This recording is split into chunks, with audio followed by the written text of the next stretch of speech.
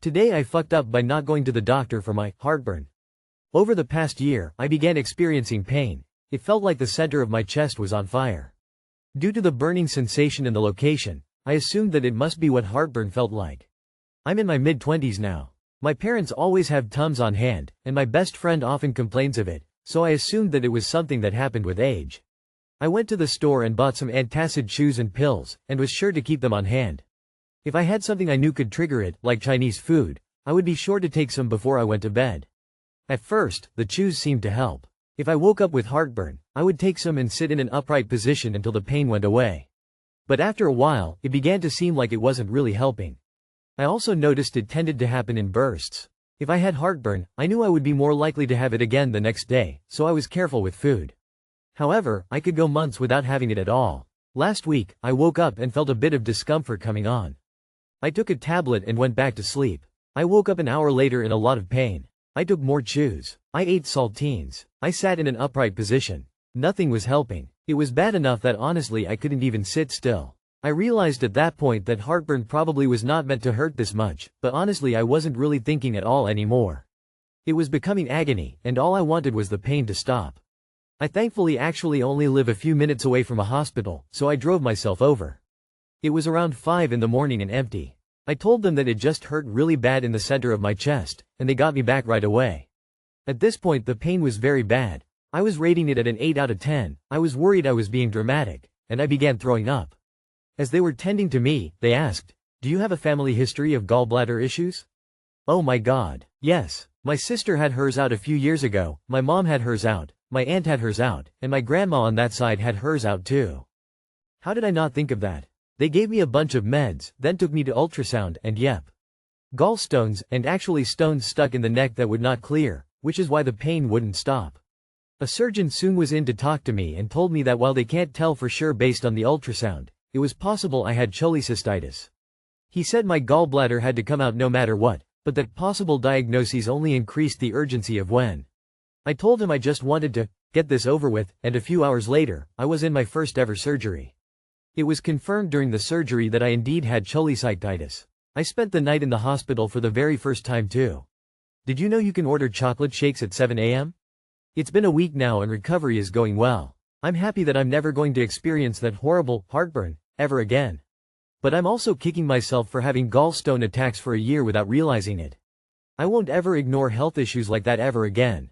TLR, the heartburn I had been experiencing for the past year was gallstone attacks the entire time. Not a foo. I had my gallbladder out in my late 20s. It took me a couple of years after to realize that the brutal attack of ulcers I had in my late teens was probably my first episode of cholecystitis. Gallstones are usually thought of as a disease of middle-aged people. The mnemonic for med students is fair, fat, female, fertile and 40. It's easy to dismiss them as something else until you're really painful. Glad you went in and got care. I started having horrible heartburn in college. Went to a doctor, was told it was PCOS, they put me on birth control. It kept happening. A few years later went to another doctor who told me it was IBS, was told to eat more fiber. So I just lived with it. Ended up in the ER and spent 4 days in the hospital for emergency gallbladder removal. I'm 48. I suffered for 28 years. I should have advocated better for myself. Lesson learned. How awesome was that dilaudid? This is how I found out my gallbladder was not working right and needed to come out. It was a wild ride. I thought I was having a heart attack at one point. I should schedule a doctor's visit for my heartburn. I have these symptoms sometimes. I figured it was heartburn and have never done anything about it. I've thrown up from it on several occasions. I found out I had gallstones a few years ago when I had a liver scan. Maybe that's what it is instead of heartburn. Hope you recover quickly and are permanently cured. Today I fucked up doing my job in front of my parents. Everyone now knows I'm bi, which was not the case a couple of years ago. Since then, I was still low-key pretending to be straight. I only dated girls and I avoided being seen in public places that were well known for attracting sexually diverse people. Everyone in my life seemed to have accepted my sexuality, but for some reason, I was struggling to shake off the shame and fully embrace who I was. So, a few weeks ago, I did something totally out of my comfort zone and applied to be a waiter at a gay club.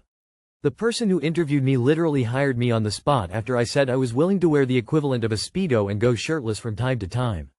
It's been a wild experience so far, but last night was one of the wildest because my parents unexpectedly appeared in the club. I never informed them about my job, but somehow they found out about it and thought it was an excellent idea to show their support by showing up at my work on a weekend night when the place was packed with drunk dudes requesting to pour alcohol all over my abs so they could lick it off, and not to mention the bachelorette party happening in the background, which involved me group dancing on stage to Murder on the Dance Floor because the bride-to-be watched Saltburn.